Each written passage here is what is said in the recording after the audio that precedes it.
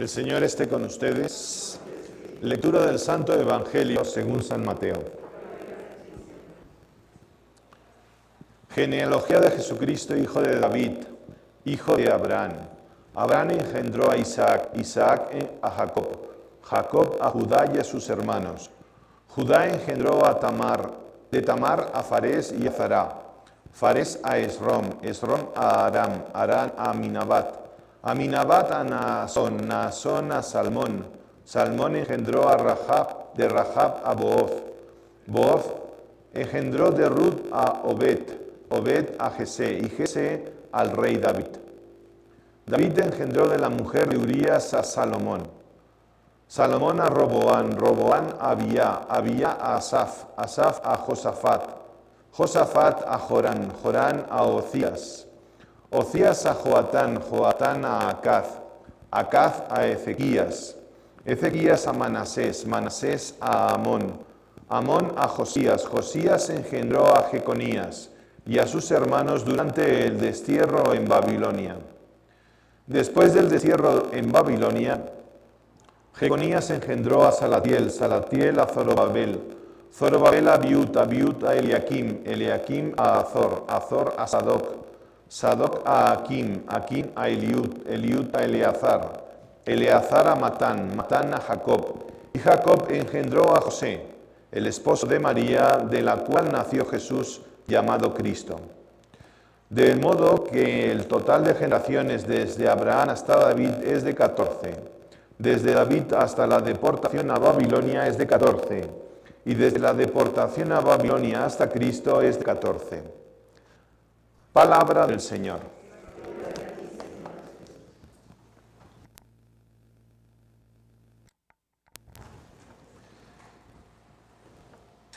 Muchas veces se ha dicho que el Evangelio como que se lo han inventado los curas para que la gente pues crea. Sí, y eso viene de Dios y pues entonces hay que creer en el Evangelio. Uno de los argumentos para decir que el Evangelio no viene de los curas, sino que viene de Dios, es que si lo hubieran inventado los curas no hubieran puesto esta mandanga de Evangelio. Para que vaya cosa, ¿no? De Evangelio. ¿Y por qué? Porque, pues no sé, se hubiera intentado acomodar para hacerlo apetecible, actual, entendible. Y hay muchas cosas en el Evangelio que tienes que estudiarlas porque no se entienden a la primera. Algunas veces son contradictorias, porque uno dice que curó a un ciego y el otro dice que curó a 2 ciegos.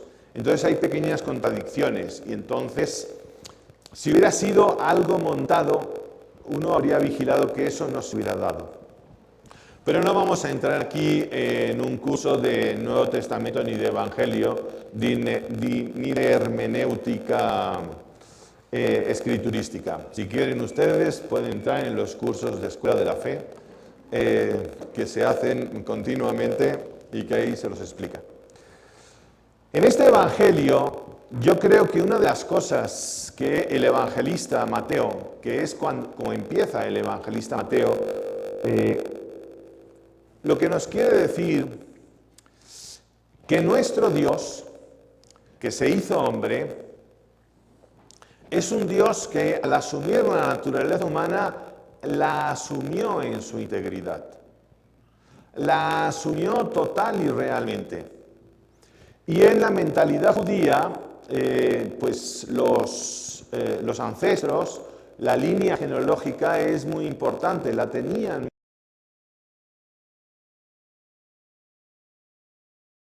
en la parte cultural del hombre. Y por eso toda esta genealogía viene a decirnos que Jesús viene desde el principio, desde Abraham. Pero Lucas ya que llega hasta Adán. Bueno, y viene a José, José que es el esposo de María, del cual nació Jesús. Entonces lo primero es que Jesús, cuando nace, su nacimiento, su encarnación, el que Dios se hizo hombre, asumió la naturaleza humana. Es un hombre real. No es un ser pues, fantástico, sino que es un hombre de carne y hueso. Y cuando asume la humanidad, cuando asume nuestra humanidad, no asume solamente lo bueno que tenemos, sino también lo malo, también lo punible. No porque él haya cometido pecado, como ya hemos leído muchas veces y meditado, sino porque el dolor lo asume. El dolor es una consecuencia del pecado. Él tuvo dolor, pero no porque hubiera pecado, sino porque quiso ser igual a usted, a ti, porque quiso sentir lo mismo que tú sientes, el dolor que tú sientes, la alegría que tú sientes. Esa humanidad es una humanidad real. Y esa humanidad real es tan real que en esta genealogía aparecen principalmente hombres. En la mentalidad judaica de los primeros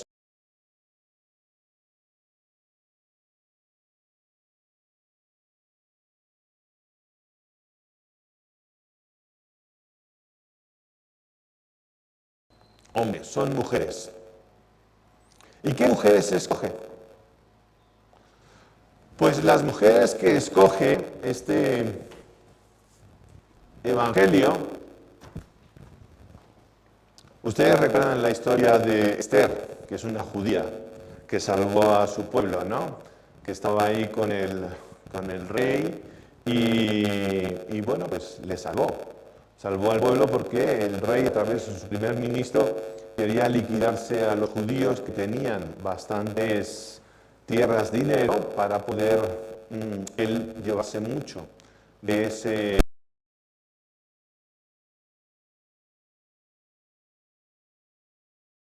O Judith, que también es otra de las grandes mujeres del Antiguo Testamento.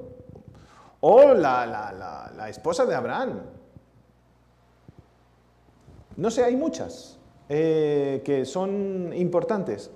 Y aquí nuestro Señor, bueno, San Mateo, el Evangelio de Jesucristo, según San Mateo, no escoge a esas.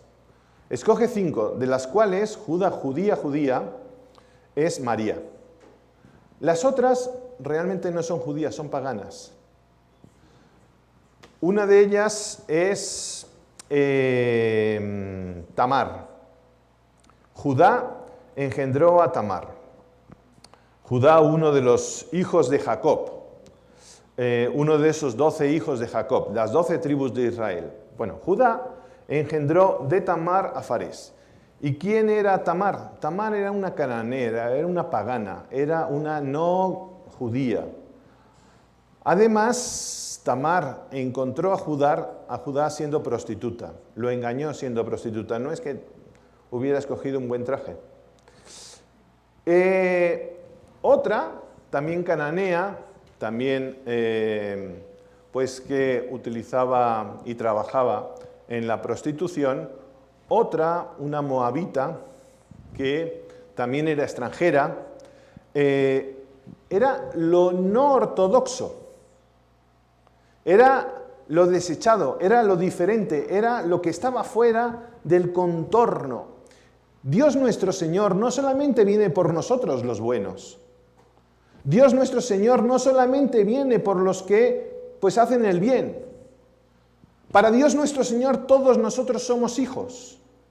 Y Dios nuestro Señor asume esa realidad que está desarrollada en esos detalles que hay aquí en el Evangelio de San Mateo, en ese inicio. Jesús, cuando uno engendra no solamente la naturaleza física, sino todo el contorno, todo lo que tú le vas a dar. Nuestro Señor, cuando asumió el pecado, no lo hizo de mentiras, lo asumió realmente. Si nosotros realmente queremos que Cristo nazca en nuestro corazón, tenemos que dejar que todos nuestros hermanos entren en nuestro corazón, los buenos y los malos, los que te ayudan y los que te roban. Todos son hijos de Dios. Y eso es lo que nos enseña nuestro Señor Jesucristo. Claro, como me decía alguien el otro día, entonces, si estaba hablando de algunos pecados que hasta hace un poco de tiempo estaban reservados a confesarlos a algunos, como era el del aborto, que algunos padres podían confesarnos, no los podían confesar todos. Estábamos hablando de eso y me dice, ¿y el homicidio también es un pecado reservado? Y digo, no, cualquier sacerdote puede perdonar un homicidio. ¿Cualquiera? Sí, cualquiera. Digo, y moralmente queda perdonado, civilmente no, civilmente pues tendrá que tener otra, pero moralmente sí. ¿Por qué? Porque Dios nos perdona todo. Dios perdona a todos. No todo, sino a todos. Y eso es lo que nos viene a enseñar nuestro Señor Jesucristo. Entonces, ¿qué es lo que te pide Dios nuestro Señor a partir de este Evangelio? Que si Él se hizo hombre y Él asumió todo eso, desde luego no es que te esté pidiendo que perdones, no sé, al narcotraficante, no, a tu hermano, a tu hermana, a tu hijo, a tu papá, al que tienes al lado. No tienes que buscar lejos. Al lado tienes que perdonar a tantos que están cerca de ti, que son sangre de tu sangre. ¿Se dan cuenta de que eso es lo que nos vino a decir nuestro Señor Jesucristo? Sí, claro que tenemos que ayudar a los pobres. Hoy, sobre todo en esta pandemia que hay tantos. Claro que sí. Pero Dios lo que quiere es que entre el perdón, que entre el amor. Por eso Él asumió toda esa realidad. Por eso están esas mujeres que no eran ejemplo para seguir. Y sin embargo Él las asumió, las tomó como herramientas, como instrumentos, como personas, como mamás que iban a ir engendrando lo que era la genealogía de Jesús.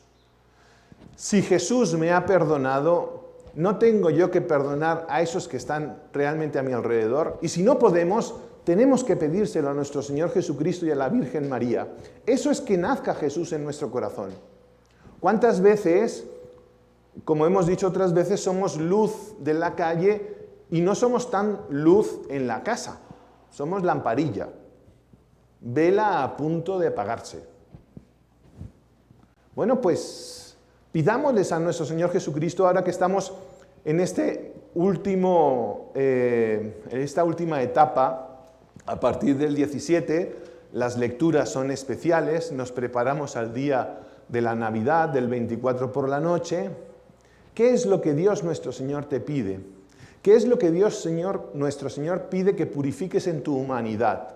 El perdón, el que superes la ira, el que seas una mujer más y un hombre más honesto, trabajador, misericordioso. Eso es lo que nuestro Señor Jesucristo quiere. Que asumamos y embellezcamos lo que es ser persona, ser hombre, ser mujer. Embellezcámoslo. Eso es lo que ha venido nuestro Señor Jesucristo a traernos. La redención. Y una redención que no solamente es para el cielo, sino para aquí. Tenemos que ser esas luces, esos hombres y mujeres que seamos luz a nuestro alrededor. Que así sea.